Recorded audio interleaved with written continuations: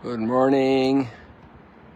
Here we are in Jerusalem at Notre Dame, and we have the crispy, bright, clear colors, especially of the minarets in Jerusalem. If we had more sunrise, we would have less visible color there. So it's just part of the Jerusalem daily scene or nightly scene. All these green lights, and we pray for the peace of Jerusalem, for the peace of every person, for the peace of every community, every family. And so we see these very colorful decorated towers, the minarets. There's another one over here.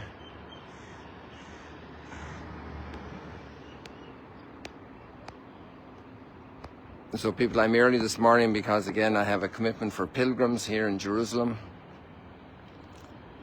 And meanwhile, I don't want to miss you guys, since you're so faithful, always coming to read the scriptures here in the Holy Land.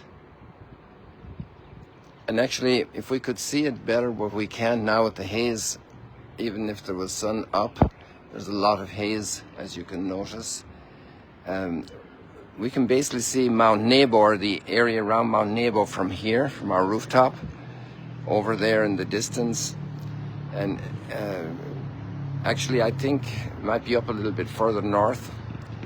And so we're looking at where we have Deuteronomy today, with Moses looking into the promised land. And he's passing and Joshua taking over. But if you look at the beginning and the end of the text, it's really about, and yesterday's text obviously goes with it, this man who is so conscious of what God has done through him. And I think of grandparents looking at their grandchildren, their children, seeing what they have become, let's say simply in career-wise, or in some talents, music or whatever, but most especially in loving relationships, of raising children to serve others, to be humble, to be kind. And I think parents and grandparents will, in their mind's eye, in the back of their thoughts, in the depth of their thoughts, will say, God has done that through me. The biggest accomplishment is not to build a company, to become famous, to write a book, but actually to let God work through us. And that takes a lot of maturity, a lot of humility, and to do his work transforming other people. And he does it through us. The world inspires us, the trees inspire us, the sunrise inspires us, the moon setting inspires us. All these things are beautiful, looking at a fire, looking at the ocean. But the richest reality is the human being. And transforming human beings is the work of God's grace, and he does it through us because he doesn't do it without us. Of course he can. He can shoot a ray into the heart of Saul and turn him around. But the primary way that God's disposition and providence employs is through us. Through parents looking after that little baby, even before it's born, taking care of diet, taking care of exercise, taking care of movements as the pregnancy goes forward, taking care at the time of birth. So much attention is given to that person, that one human being being born. And then those first days and weeks and years and decades.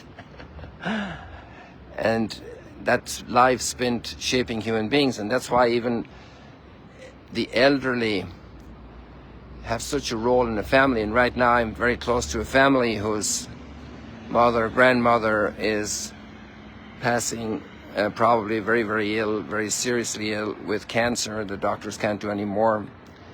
And the family is so close, and the education that's giving to the children, the grandchildren, I remember when my mom, God rest her soul, had passed away, the next bereavement in the family, another sibling, one of my cousins said to me, your mom taught us how to say goodbye, how to leave this world, how to leave with gratitude, with faith, with hope, with love.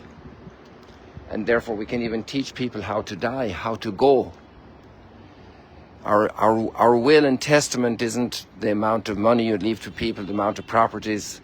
It's the legacy of teaching people to recognize God's presence in our lives, that He is present in our lives, that He is with us, that He is Emmanuel. And in a certain sense, then Jerusalem is kind of a relic of this, you know, Abraham and Isaac, and right up to the crucifixion, death, resurrection, ascension, Pentecost.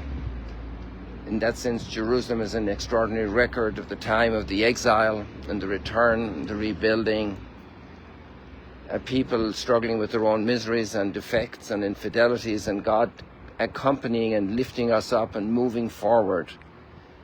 This is the great message. And with that great understanding and clarity of God's presence, let's read the gospel passage, and just even the first line. If your sibling has something against you, did something against you, said something against you, experiences something against you, go and speak privately. But don't go now if you're angry. Don't go now if you don't have peace in your heart first, even though you have the trouble of a false accusation of something you perceive as very unjust. Ask for the grace of peace, because at the end of the day you want the gift of peace. So it's not enough to go and just give them an earful of anger, an earful of claiming, accusing, demanding, because that's a very improbable path to reach peace. Just that very first word, go and speak privately. But don't go too soon. Only go when you're ready. Because if you're going with peace, peace will come back. And that's one of the words Jesus gave us when we go to visit people. Go with peace. Bring peace to this household.